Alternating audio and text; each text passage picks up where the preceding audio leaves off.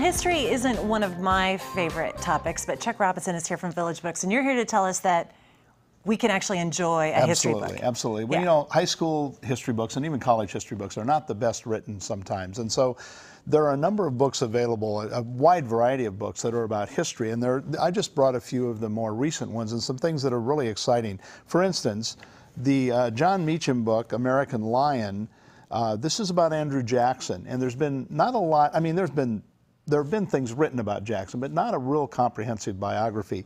This won the Pulitzer Prize. It was praised for being extremely readable and bringing, Jackson is talked about in here as the person who really brought the modern presidency into effect, where the White House had been a little bit at the periphery of government, how he kind of brought it to the center of government, and how he's kind of the father of democracy in many ways. So this fascinating book, very readable, something that, you know, if you slept through that part of your history class, maybe catch up on Jackson that way. You know me pretty well, Chuck. Okay, great. And then American Heroes is by Edmund Morgan. Edmund Morgan wrote an earlier book that won Pulitzer Prize. This is a very well-known historian. He wrote on Benjamin Franklin. But in this case, American Heroes is some of the well-known people, some of the founders of the country are mentioned in here, but we often think of heroes in terms of the wars with other countries and so forth. He talks about heroes in here as people who often stood up against their own country people to say, no, we shouldn't do it that way. Including women, I see. Including women. Yeah, and which you don't hear a lot about in this type. It's true, and he talks in here about some Indians that are involved, witches at Salem and so forth, and so he takes a little different look at what heroes are and talks about that aspect of history as well. Very interesting. I checked that one out. Yeah. One that just won the National Book Award is called The Hemmingses of Monticello. And of course, we all know the story or know something of the story of Sally Hemings, who are we supposed to? Well, I don't know. You know, it was a hidden story from our high school history, I'm sure.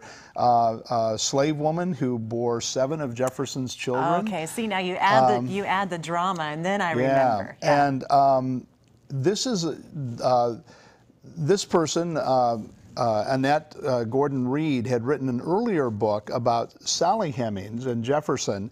In this one, she explores more both sides of that family, both Jefferson's heritage as well as Sally Hemings' heritage, and then where the family goes from there. Very fascinating book, again, winner of the National Book Award, very readable. I have not read it yet, but very readable from all of the reviews that I've read about it. It kind of sounds like the Desperate Housewives of Monticello. Oh. No? No? One that's maybe rather pertinent right now is called The Enduring Legacy of the WPA, American Made.